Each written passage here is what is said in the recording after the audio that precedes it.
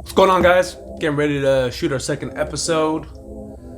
You have the behind the scenes footage. We're about to roll episode 2. Alright. Wow. That's gonna be a problem. Hey. And we're shooting on Memorial Day. And in our neighborhood, we got lots of fireworks going on. So, I mean, we can just keep going. I don't know if it's gonna be like fireworks of epic proportions where it's throughout a big chunk of it, but alright. Okay. Let's go. Hello everybody, welcome to Going the Distance with NikoRox. I'm your host Roxanne, aka Rox Sizzle, and I'm joined by my husband and co-host Nikolai. What's going on? We are back, people. Going the Distance podcast is a space where we share our story and the ins and outs of long distance dating. That's what we do. What's going on, guys? Did you want to do a quick recap for those who maybe missed? Yes, episode absolutely. We're excited to be back. I hope you guys enjoyed the first episode. For those of you who had missed it, just to kind of give you an idea of what we did in the first episode, we did a little introduction, introducing ourselves and kind of what we did aside as individuals before, meeting and, coming to as one. But in the first part of our story, it was really me living in New York and getting the opportunity to go work in Cape Town, where I met, my now wife, Roxanne, and just basically the journey from when I first touched down in Cape Town, all the way till me departing. 2 months later. 2 months later. Mm-hmm. Yeah. So, moving things along. Yeah. We are now. So when I got back from Cape Town, for me, even though life was resuming, I was really focused on trying to make this relationship work. Maybe this stage was still kind of like the honeymoon phase, so it was the exciting, the happy-go-lucky. Nothing really is settling in as far as like, can this really work? It's still man, I'm in love, like this is gonna work out. But how was your feelings and your temperament on that airport? On the airplane, on that flight back to New York? What was going through your mind then? Because I was sad. I was really emotional. Crying on the flight? Yeah. Oh my gosh. And I'm like a chunky Bali. Like I get really chunky Bali. You said that. Emotional, but like I don't like people seeing it. So I don't know if I put glasses on or if I just had my hat sitting low. But yeah, I was really choked up on the plane. But already my mind, because again I'm in the mode of this is gonna work. I'm excited. I found the person that I want to spend, before life is really settling in. It's just all emotional. Yeah. And so for me, it was just like, okay, I'm gonna get back to New York. I'm gonna break things off with Whitney. Oh, yeah. I almost forgot about that. I'm gonna get back to work and really just in my mind start planning or focusing on this move. Because mind you, people, I had initially told Roxy, like, if you think 6 months. Oh wow. 6 months, like if you think we can possibly make this work in 6 months, I'm willing to kind of see where. Like see each other in 6 months or move? Move. Wow, you're so bold. Yeah, I mean, I had no clue. I mean, I really I didn't. I had no clue, and maybe Well, you were optimistic, and 6 months may seem like a long time, but it goes really quickly. yes, So to be able to make that size of a move, like literally packing up your life as you know it, to move somewhere else, that seems kind of short. very short. But I mean, again, I was consumed with the Idea or just the emotions of it, of like, this is what I wanted, so like it was let's just do it. So for me, I was really focusing on starting to plan. When I got back to New York, I already knew that my time in New York was coming up, and then I was like coming to an end. Yeah, coming to an end, and I was gearing up to move back to California. And so my wheels just started turning as to how do I keep this going. But you were also giving me somewhat of an inside look into a day in the life, like what would go on. Yeah, so like I had promised, or like I had told you, yeah, you did promise. In Cape Town, the minute I got back, I had a conversation with Whitney, and I said, hey, look, this is not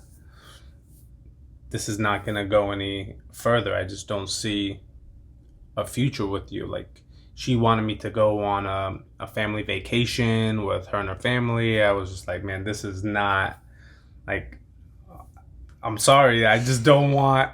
And she was trying to see, like, let's just continue and see where it goes. And I mean, at this point, it was just like, I just can't go any further with you. Like, it's just not a discussion. It's not a discussion. Like, I don't see a future. So I ended that.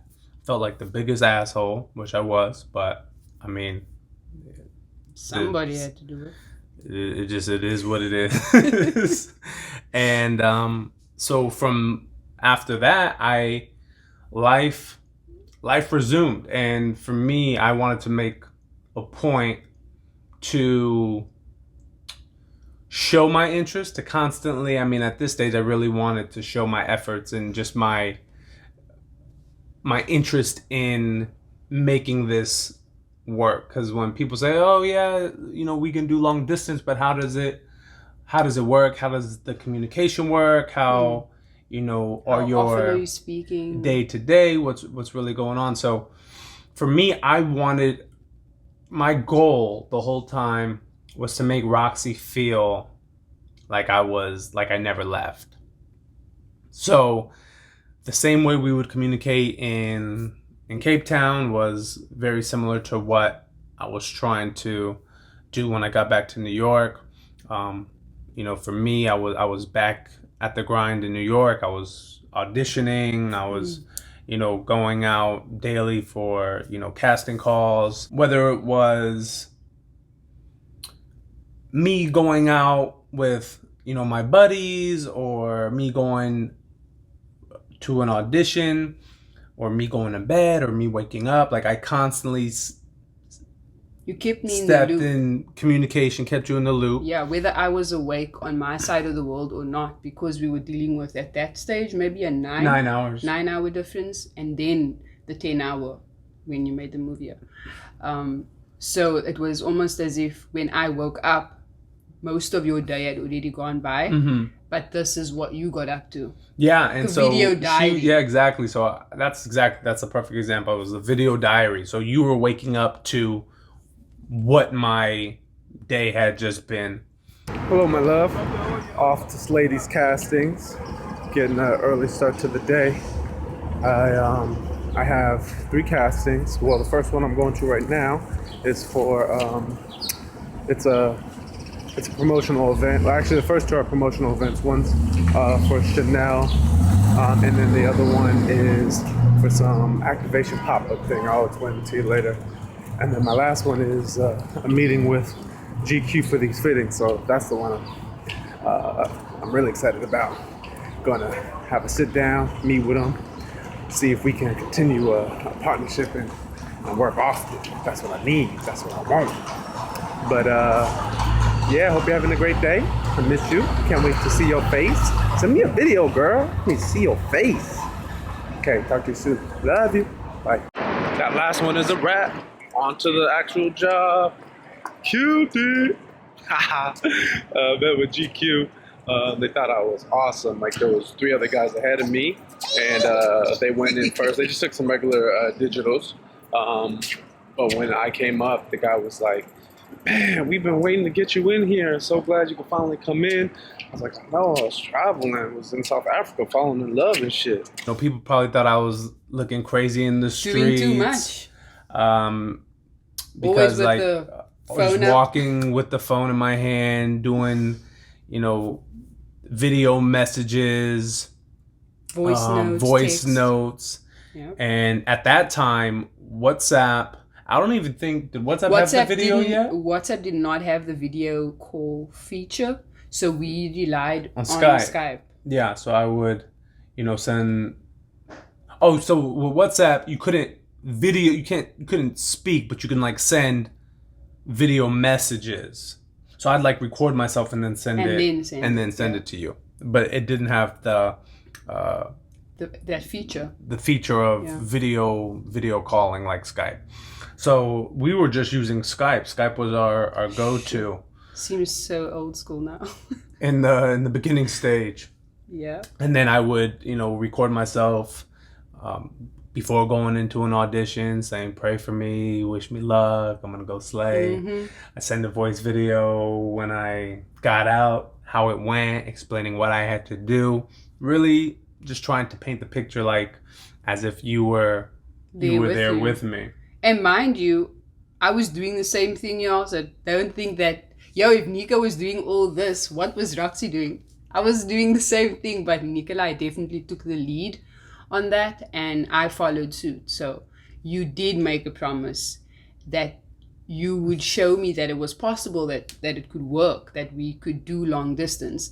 Obviously, it was not an ideal situation, the amount of time that it dragged out for, but we did do the most we possibly could with what we had.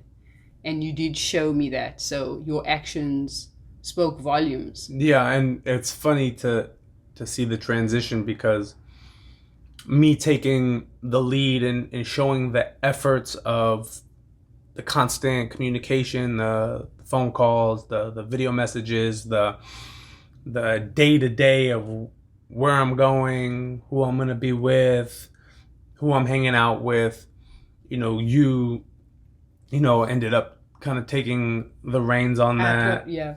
But it was probably just, a different experience for you, or just kind of a surprise to you. You weren't, anticipating. I don't know if you had done, it was long distance like that before. The intensity, or the, what's the word? It was because you were so regular with it. That is what I wasn't used to. I had done long distance before. It had been also international. And at the time, Skype was also the only video calling feature or app that we were using. But it was nowhere near the detail and consistency that we had in our relationship. So it was new to me. It was refreshing. It was exciting, because, you were excited to make these videos and share your day with someone, even though they weren't there, but to give them that feeling as though they were still a part of it. Yeah. You would call me awake in the mornings. You would literally be my alarm clock. And then I would wake you up as much as possible, as much as we possibly could. We did that. Yeah. And I'm a believer. Maybe not for everybody, but for me, that saying, out of sight, out of mind.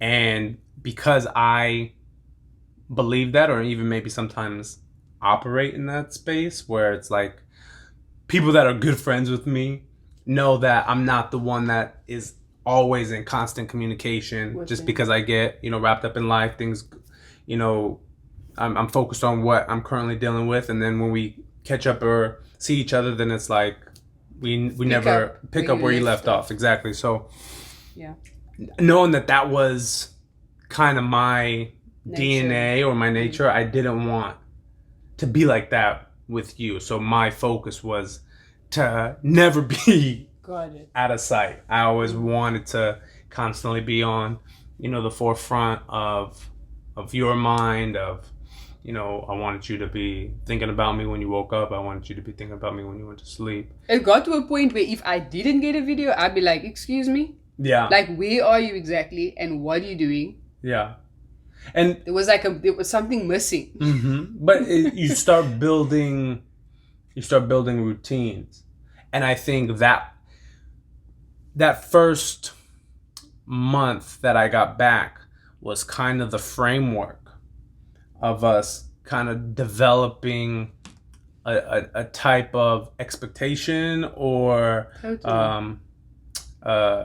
just a type of routine that we got accustomed to and we got comfortable with and we were okay with. Yes. Which kind of led us to, that was our basis that, drug us through, 4 years of... Or carried us. Carried us 4 years of doing it. What were you... After I left, what was kind of like your life? I mean, you're kind of a big deal back at home. So, like, what was your lifestyle like? Did anything kind of like, what was your day-to-day, or what was your thought process to be during honest, that first part? I feel like my life went right back into its regular programming, the regular routine. While you were there, life wasn't on hold or like it wasn't paused. You kind of just you fell in, or you fitted in so well with what was already my formula, my way of doing things. So with you not being there, it just gave me sort of more time to focus on what it is I was trying to achieve. Obviously being there for Yasmin and supporting her, but now having you as invested and constantly reaffirming that interest of wanting to be a positive role model for her, or like a positive male presence in her life, that intensified and that increased.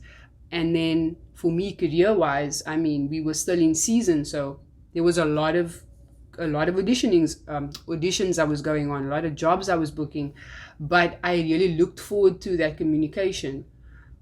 I looked forward to waking up in the morning and getting all those videos and messages, and you were fast becoming like my best friend. It's like when you don't hear from someone, you just want to know where they are, what they're doing. But I felt like my life was full, and it was a fun time. It was exciting. It never felt like work, to be honest.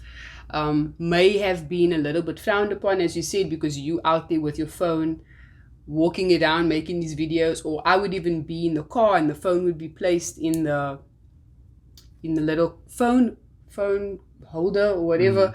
And then whether my girlfriends were with me or not, you would just be there driving with me. We were just doing so much of our day-to-day things, but together when we could.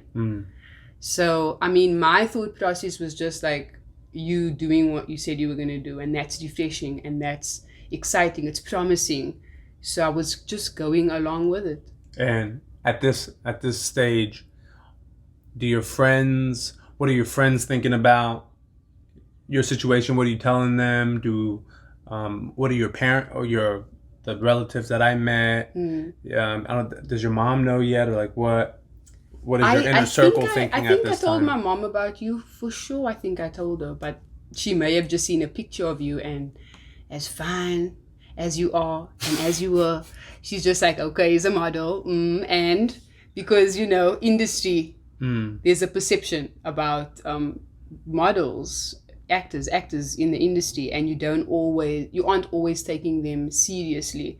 So maybe her concern was like, did you just come and like maybe have a holiday fling? Like, how serious can I actually take you? That's the type of caution that you'd possibly get from your mom or from your loved ones. But for the most part, my family that had spent more time with you, they were asking after you, making sure that you were doing fine, sometimes even being in the videos or or telling me to send their regards to you. My friends were, I guess they were just excited because they saw my excitement, but also just possibly wanting me to be cautious, like not to get too ahead of myself. And they probably, at this stage, weren't taking it too seriously No. themselves. They probably like, okay, this is, just let her be. It's not no gonna, one that I can manifest remember into what it is now. Yeah. Absolutely not. But they also did not try and persuade me otherwise. They were never, there wasn't anyone ever against us, Yeah. exploring and seeing how far we could actually take it. So Yeah. that was cool. I was really surprised. My family's always super supportive, and so maybe it was my own doubt or my own fear of thinking like how my parents were going to react to me dating somebody or taking doing long distance, but two, so soon, because we had only met for in 2 months, to be serious about taking the next steps with somebody, but also the fact that you had a daughter. I was really nervous about how they were going to respond to that fact, almost like come on now, like, be realistic. You guys just met 2 months ago, and she has a kid, and I pride myself, and up until that point, I had, I didn't have any kids, and I did everything the way I had set out to. Okay. I wanted to go to school. I was trying to do everything calculated and structured, as far as going to school, finding a job, starting to make in my mind a certain level of financial success, then settling down.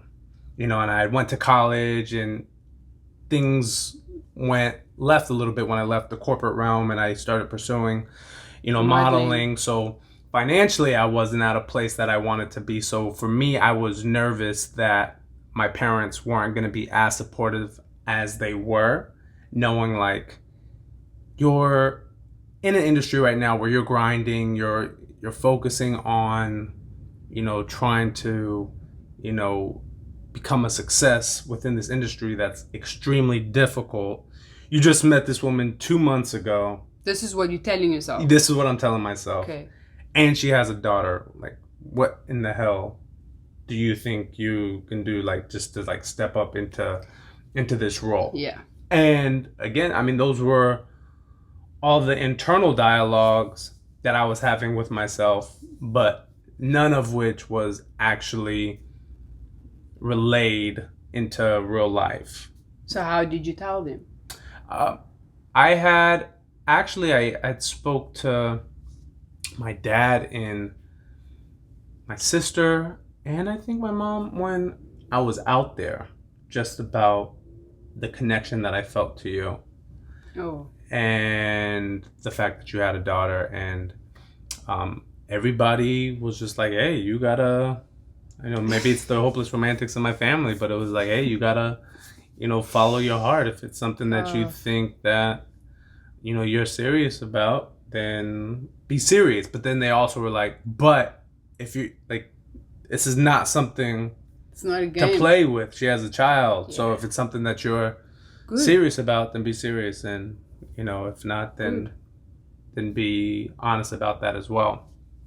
So I was glad that, they were as supportive as they were. I didn't get any kickback whatsoever.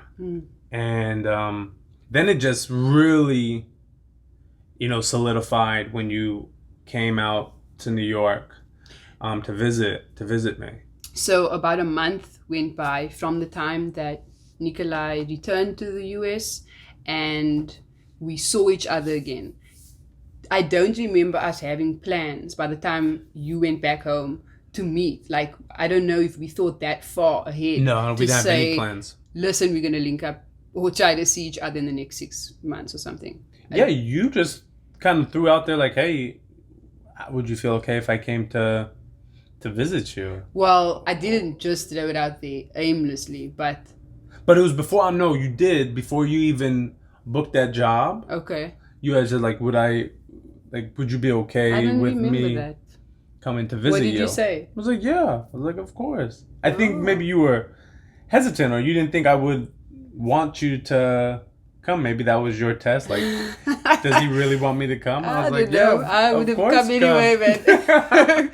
So, within that first month, you leaving in April, mid-April, things continued, all the auditions and the like, and I booked my first international job where I'd always been shooting with international clients, but they would choose Cape Town and the surrounds as the location. So this was the first job in 10 years, maybe 12 years of being in the industry where they wanted to fly me outside of SA.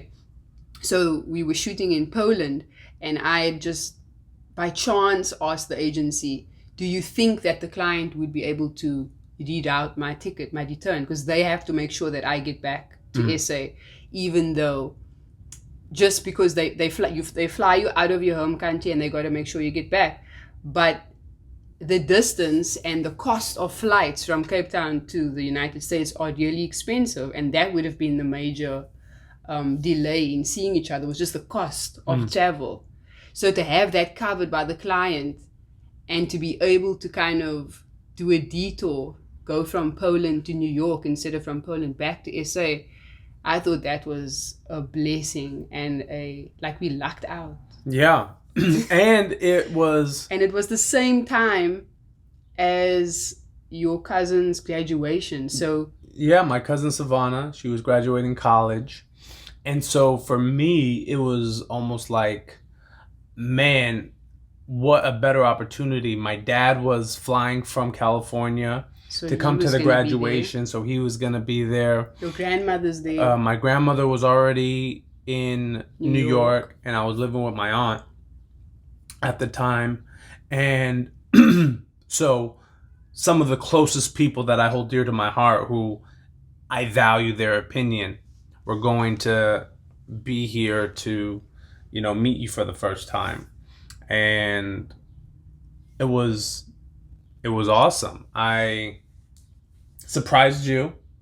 Yeah. At the That was a shocker. at the airport. I was meant to take a bus. Because my cousin went, I was living in New York, and my cousin went to school in Massachusetts. So we were driving up there, I don't know, say on a Friday. And I thought you were coming in on Saturday. So I had bought you a bus ticket that went directly to the city that we were going to. Yeah. And this was, I don't know, I'm so glad it worked out. Another one for the stars alignment. Because the day that we were all leaving to go up to Massachusetts, I find out that you're flying in that day. And I was just like, oh crap, like what are we gonna do? And so luckily, again, having super supportive family, one of my dad's closest friends had rented a car. We had 2 rental cars. And so they all went in one, allowed me to keep one. I just ate the cost of the ticket, and then I met you at the airport. Without telling me, though, that you were going to come and meet me at the airport. Yeah. I was still under the impression that I was going to land and have to get on this bus to heaven alone knows where I'm going. Yeah. And I think I just came out of departures, arrivals, and I was just like, okay, how do I do this? I was a little bit freaked out. First time in New York, and I saw a payphone, and I went to the payphone. I was gonna try and call you. Oh yeah, because we didn't even out know how to get in touch with each other. So, and I was running late, and so I was freaking out because I was like, if I don't catch her come out of the those gate, doors, yeah. like I don't know how we're gonna be in contact. Is it because of my phone?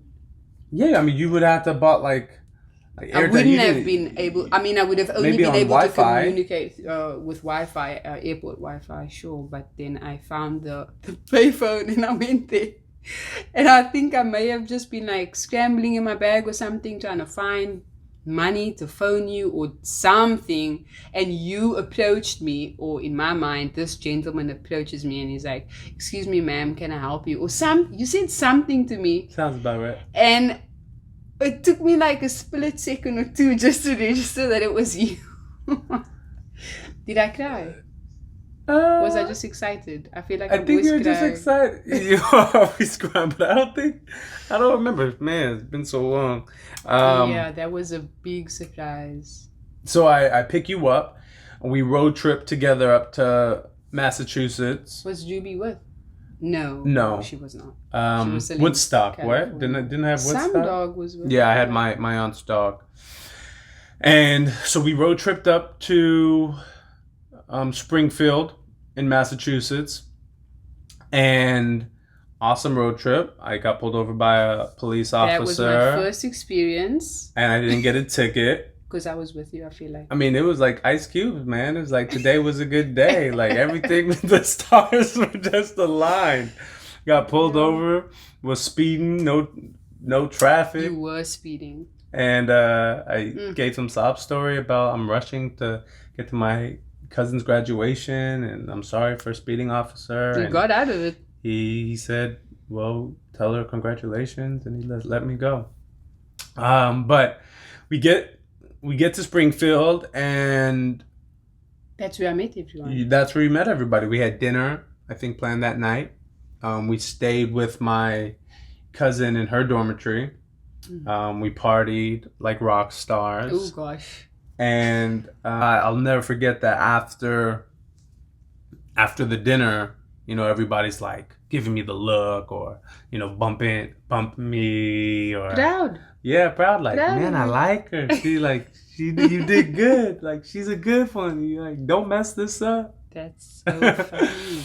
And so, like, that was for me definitely the first test in my mind okay, where now I'm starting to think a little more logically. I've been thinking emotionally the whole time, but ultimately, if there were red flags that my, you know, family had seen, it would have really been a problem for me to, you know, pursue things further.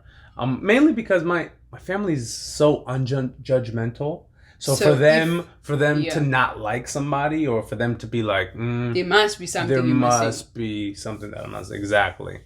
And they loved you, and we had a blast. That rest of that weekend, we had an amazing time in Boston. I got to show you around New York City. Yep. We did a nice boat trip on the Hudson.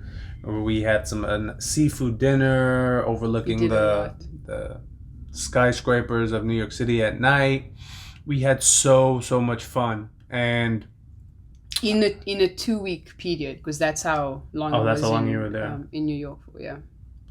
And then wrapping up, for me, I was moving in action. So to me, if it looks like a duck, quacks like a duck, it's a duck. So for me, it was like, where I'm already moving in the space of boyfriend girlfriend, but we had never officially, you know, had that conversation about like are we boyfriend girlfriend, or like, I never asked, do you want to be my girlfriend? And to me, in my mind, I always thought that was kind of sophomoric a little bit, where it's like, that's something you do.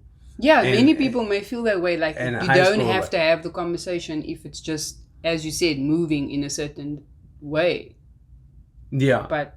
But for you wanted, I mean, again, maybe it was the distance, or that's just something that you wanted. You wanted that, you know, that reassurance. And the clarity and the, what is it? It's just allowing things to kind of be in black and white as opposed to being a gray area. And it's not like things were gray, there was confusion or uncertainty, but oftentimes it happens where, to male or females, all these things could be happening. You could be meeting the family, spending all this time together, meeting one person, or if both people in the space have children, meeting the kids, and there could be these quote unquote milestones or like boxes that are being ticked off. But if one person adds maybe too much meaning to it, it could still be... Sure. Happens all the time. I agree. Yeah, so for me, it's just like I knew what I was feeling and I could see what you were doing, but to have that validation or affirmation and you just ask me to be your girlfriend meant something to me. Yeah, and so I did. I said, all right, would you mind, mix Roxanne, Jamie, Callie? Would you like to be my girlfriend? Would you like to go steady with me? I find it something cheesy like that. Yeah. And so that was it. But that was all that it took. We were official. And another emotional departure, saying goodbye. They never got easier, guys. Never got easier. What was, for you, what was your mindset like on the airplane? Like, how did, in your perspective, how was that 2 weeks of being in New York with me? I loved every moment of it. You showed me so much more than I would have been able to see if I was on my own. And the experience being integrated with your family just gave me a sense of like welcoming and warmth, and I felt that familiarity with them as if they were my own family. And if I could extend it longer, I would have done it, like without a doubt, I would have stayed longer. But I knew that going back, there were certain things I needed to, not only because I was thinking about them, but start putting in place in a way so that we could be together, because the goodbyes were like killing me. Like, I didn't want to be on the plane the way you were crying, and I just needed to know. What gave me hope was having some kind of idea of when we'd be able to see each other again. So not knowing made it worse, but I was optimistic that we were moving in a specific direction. Yeah, and leaving, we didn't have that discussion of when the next time was that we were going to see each other, but we were official.